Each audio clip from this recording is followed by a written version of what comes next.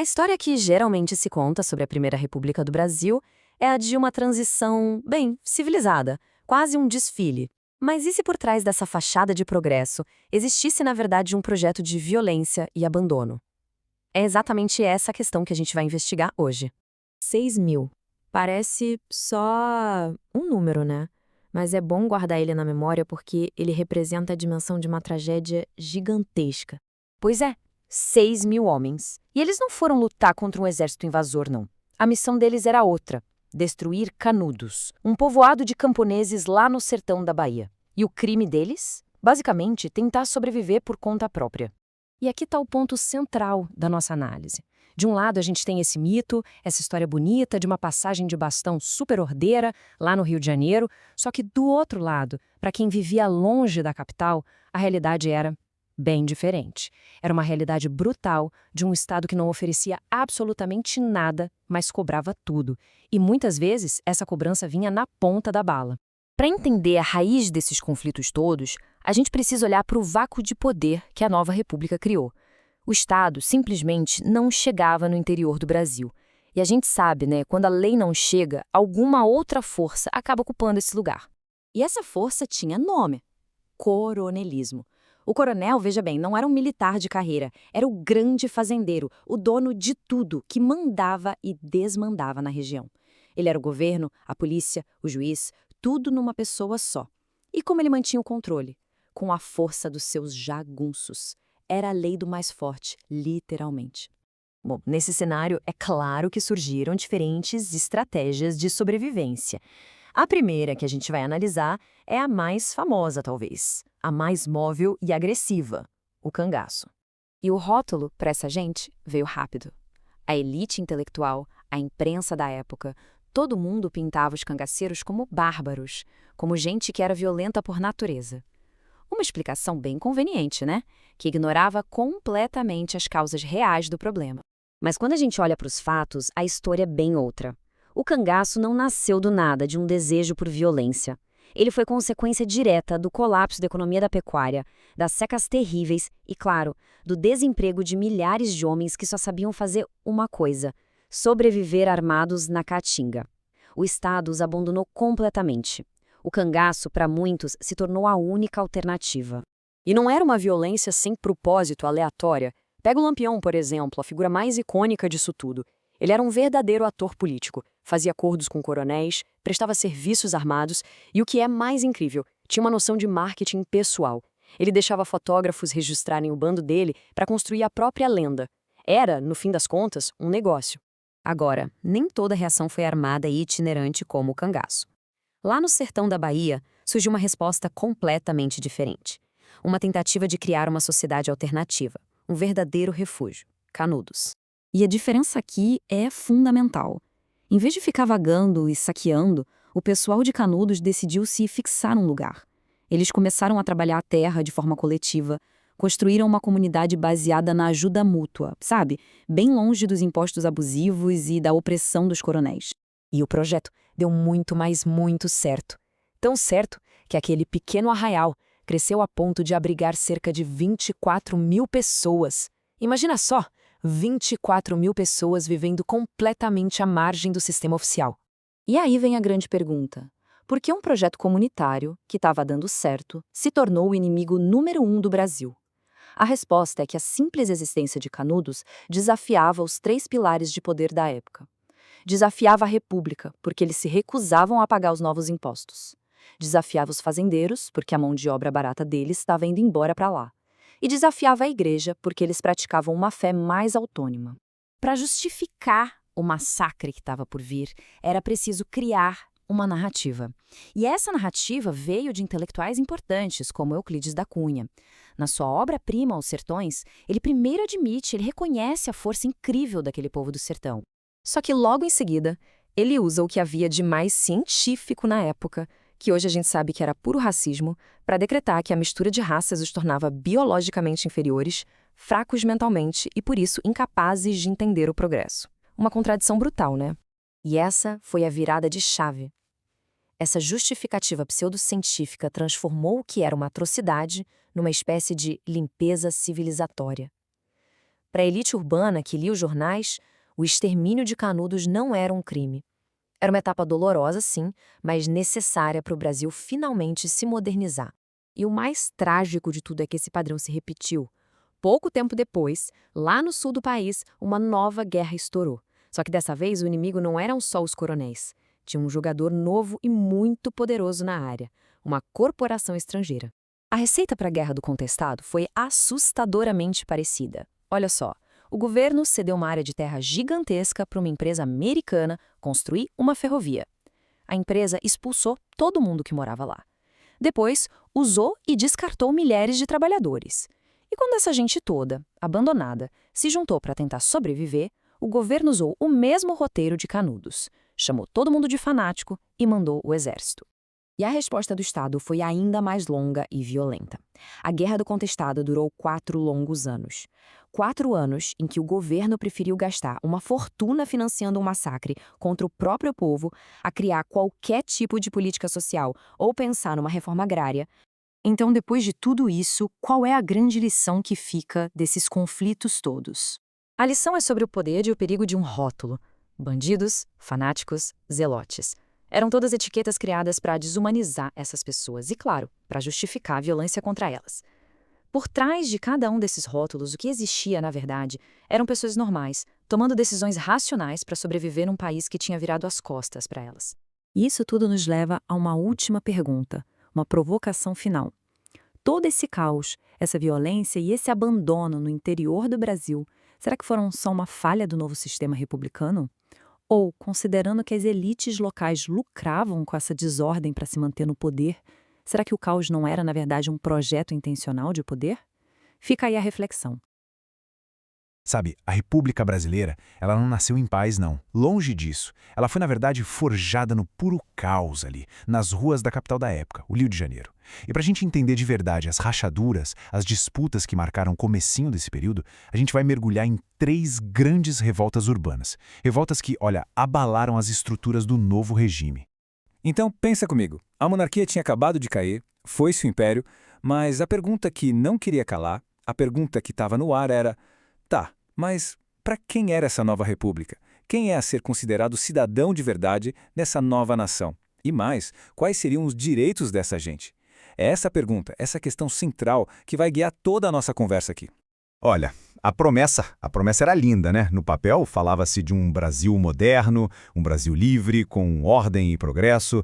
Mas a realidade foi outra história, completamente diferente. O que a gente viu de fato foi autoritarismo militar, a grande, imensa maioria da população simplesmente excluída do direito de votar, e, no fundo, um país onde as elites ficavam brigando entre si pelo poder, enquanto o povo era só espectador, deixado totalmente de fora das decisões. E é aqui que a gente chega num ponto, olha, crucial. Tem uma citação ótima das historiadoras Lilia Schwartz e Eloise Starling, que diz que a República já nasceu sendo um objeto de disputa. Pensa só nisso. Nem os próprios fundadores, os militares, conseguiam concordar sobre que raio de república eles queriam construir. E essa divisão interna, essa falta de consenso, foi a faísca, o estopim para o primeiro grande conflito que a gente vai ver. E essa primeira prova de fogo da República foi basicamente uma briga de família. Uma briga feia, viu? Uma disputa entre as mesmíssimas elites que tinham acabado de tomar o poder. Agora, atenção aqui, porque esse ponto é super importante para não confundir as coisas. A gente teve 2 grandes revoltas na Marinha, só que, olha, elas não têm nada a ver uma com a outra. De um lado, a revolta da Armada, uma briga de oficiais de alta patente, brancos pelo poder político. Do outro lado, a revolta da Chibata, que a gente vai ver daqui a pouco. Essa foi uma luta de marinheiros de baixa patente, a maioria negros, por direitos humanos básicos, por dignidade. São 2 universos completamente distintos. Então, essa tal de revolta da Armada, ela aconteceu em 2 etapas, saca? A primeira foi em 1891. O presidente Deodoro da Fonseca foi lá e, na cara dura, fechou o Congresso. Inconstitucional. A Marinha não gostou, ameaçou bombardear o Rio e pronto, Deodoro renunciou. Fim do primeiro ato. Mas aí, 2 anos depois, a Marinha se revolta de novo, dessa vez contra o vice que assumiu, o Floriano Peixoto. O motivo? Floriano simplesmente se recusava a convocar novas eleições como a Constituição mandava. Era um novo cabo de guerra. Então, o que a gente tira disso tudo? O ponto central é esse, ó. O primeiro grande conflito da República foi uma briga de cachorro grande, uma briga interna. Era uma disputa entre grupos de poder para ver quem ia sentar na cadeira de chefe. E os direitos da população? Ah, isso aí nem entrava na pauta, não estava nem perto de ser discutido. Ok, agora a gente vai mudar de cenário. Vamos sair dos gabinetes, dos palácios, dos navios de guerra e vamos descer para o nível da rua, para o chão do Rio de Janeiro daquela época. Porque ali um outro tipo de batalha estava prestes a explodir. E essa era a batalha do povo contra o próprio Estado. Muita gente ouve falar da revolta da vacina, lá de 1904, e pensa que foi só um monte de gente contra a ciência, né? Mas olha, a história é bem mais complexa. Foi muito, mas muito mais do que isso. Foi a gota d'água, o acúmulo de um monte de coisa. A população pobre já estava sofrendo há tempos com as casas sendo demolidas, com despejos em massa, com um monte de regras de higiene que, na verdade, controlavam cada aspecto da vida delas. A vacina obrigatória, no fim das contas, foi só o estopim que fez o barril de pólvora explodir. E para entender essa revolta, a gente precisa pegar um ponto-chave, a questão moral da coisa. O historiador José Murilo de Carvalho explica isso muito bem. A briga toda tinha a ver com honra. Imagina só, a ideia de que um agente do governo, um estranho, podia simplesmente entrar na sua casa à força e violar a intimidade da sua família, isso era visto como algo intolerável. Era o Estado cruzando uma linha que, para as pessoas daquela época, era absolutamente sagrada. E tem uma fala de um dos revoltosos, um homem negro, que é simplesmente genial. Resume tudo. Ele disse que o objetivo era mostrar ao governo que ele não põe o pé no pescoço do povo. Olha que forte isso. Não era uma reação cega e irracional. Pelo contrário, era um ato de resistência superconsciente. Era o povo, na prática, desenhando uma linha no chão e falando para o governo: daqui vocês não passam. Era uma briga para definir, afinal, quais eram os limites do poder do Estado na vida de cada um. Beleza, vamos agora para nossa terceira e última revolta. E essa aqui, olha, ela toca na ferida mais aberta, mais profunda daquela nova república. A total incapacidade do novo regime de lidar com a herança maldita da escravidão. O próprio nome da revolta já diz tudo. Revolta da chibata. A chibata era o chicote. Pensa bem, a escravidão tinha oficialmente acabado em 1888, mas na prática, para os marinheiros que eram em sua maioria negros, a realidade do chicote continuava lá, firme e forte. Eles eram, no papel, cidadãos livres de uma república, mas eram tratados exatamente com a mesma brutalidade que seus pais, seus avós, sofreram na escravidão. E uma coisa precisa ficar muito clara. A rebelião foi o último recurso. Eles não partiram para a violência de cara. Liderados pelo grande João Cândido, que ficou conhecido como o Almirante Negro, eles tentaram de tudo antes. Fizeram petição para o presidente, mandaram carta avisando e nada. Foram solenemente ignorados. Parece que a revolta armada era a única língua que a elite da República estava disposta a entender. E as exigências deles, olha, eram super claras, organizadas e, vamos combinar, justíssimas. Não era só parem de nos bater. Não. Eles queriam o fim de um sistema inteiro. Eles pediam educação, treinamento técnico igual para todo mundo, não só para os brancos, pediam respeito, melhores condições de vida, comida decente e a demissão dos oficiais que eram abusivos. Era, na verdade, um movimento por cidadania de verdade ali dentro da Marinha. Com os canhões dos navios mais modernos do Brasil apontados para o Rio de Janeiro, o governo ficou sem saída. Foi pressionado e cedeu. O Congresso correu para aprovar uma lei acabando com os castigos e ainda por cima prometeu anistia, o perdão para todos os revoltosos. Por um instante, deve ter parecido uma vitória assim, histórica. Mas, na verdade, era uma cilada. O que veio depois é de cortar o coração. É devastador. A tal promessa de anistia era mentira, foi rasgada. Centenas de marinheiros foram caçados, presos, torturados, alguns fuzilados, outros enviados para morrer nos seringais da Amazônia em condições desumanas. A frase do historiador Álvaro Pereira do Nascimento é pesadíssima e perfeita. Ele diz que o navio que levava esses homens parecia o último navio negreiro em pleno século XX. Isso escancara uma verdade cruel. Para aquela república, a vida de um homem negro ainda valia muito, muito pouco. Então tá, a gente passou por essas 3 revoltas. O que tudo isso nos diz sobre o nascimento da República aqui no Brasil? Essa tabela resume a coisa toda de um jeito brilhante. A gente tem 3 visões completamente diferentes do que era ou do que deveria ser a República. Para a elite da Armada, era um prêmio, uma disputa pelo poder. Para o povo do Rio, na revolta da vacina, era um poder invasor, autoritário que precisava de limites. E para os marinheiros negros da revolta da Chibata, era uma promessa vazia, uma promessa de igualdade que, na prática, não tinha sido cumprida de jeito nenhum. É por isso que o ponto central aqui é o seguinte: isso não foi só baderna, não foram só uns distúrbios, foram, na verdade, debates. Debates violentos, desesperados, sobre qual seria a alma da nova nação. Cada um desses grupos, com as armas que tinha e com as suas razões, estava lutando para enfiar goela abaixo a sua própria definição do que era ser brasileiro e ser cidadão nessa nova ordem. E tudo isso nos deixa com a pergunta final, para a gente pensar. A história desse começo de república no Brasil deixa claro que uma nação não nasce pronta de uma hora para outra. Ela é construída, forjada, no meio de muita luta, de muito conflito. E a pergunta que fica e que ecoa até os dias de hoje é: no meio desses conflitos todos que moldam um país, qual visão de sociedade, qual visão de cidadania acaba vencendo no final? Olha, a Primeira República do Brasil é um período fascinante. É uma época que prometia um futuro moderno, sabe? Mas que na prática foi construída sobre uma base de muita exclusão. Então, bora mergulhar nessa história para a gente entender as tensões gigantescas entre o ideal e a realidade oligárquica daquele tempo. Para fazer essa análise, a gente vai passar por 4 pontos. Primeiro, vamos ver como era a estrutura política. Depois, a gente olha para o motor da economia. Em seguida, a gente entende a reação social que veio com tudo isso. E, por fim, vamos ver como essa confusão toda redesenhou a capital do Brasil na época. Para a gente entender de verdade a Primeira República, o ponto de partida tem que ser a política, né? Porque foi um sistema pensado e executado por um grupo bem pequeno, uma elite mesmo. E aqui a gente chega num conceito-chave para entender tudo, o tal do liberalismo oligárquico. Parece complicado, mas a ideia é até que simples. Pegaram todo aquele discurso bonito de liberdade e direitos, só que usaram para concentrar o poder na mão de poucos em vez de distribuir.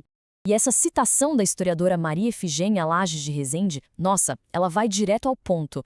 Ela mostra como a Constituição de 1891, na prática, colocava os interesses de alguns indivíduos acima do bem de todo mundo.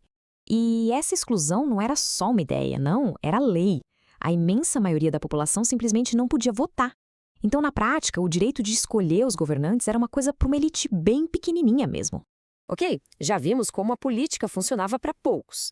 Agora, vamos mudar o foco para a economia, porque essa estrutura toda precisava se sustentar em alguma coisa, né? E essa base era, ao mesmo tempo, muito poderosa e incrivelmente frágil. A narrativa que a elite gostava de contar era que o Brasil tinha uma vocação agrária, sabe? Aquele papo de que o nosso destino era plantar e que o café era o grande rei da economia. Só que a realidade era bem mais complexa. Enquanto a elite só tinha olhos para o café, outra coisa estava acontecendo quase que por debaixo dos panos. Uma explosão industrial. O setor têxtil, por exemplo, teve um crescimento absurdo.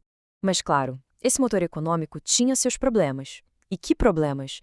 Essa dependência total do café deixava o Brasil muito vulnerável. Qualquer crise lá fora e o preço despencava aqui. E, para piorar, o país vivia pegando dinheiro emprestado, o que acabou gerando uma dívida gigantesca. E toda essa mudança na economia, com fábricas surgindo por todo lado, não criou só produtos. Criou também um novo ator social, o trabalhador urbano. Mas quem eram essas pessoas? Como é que elas viviam? Pois é, as cidades e as fábricas começaram a encher de gente. Imigrantes, pessoas que antes eram escravizadas, gente que vinha do campo.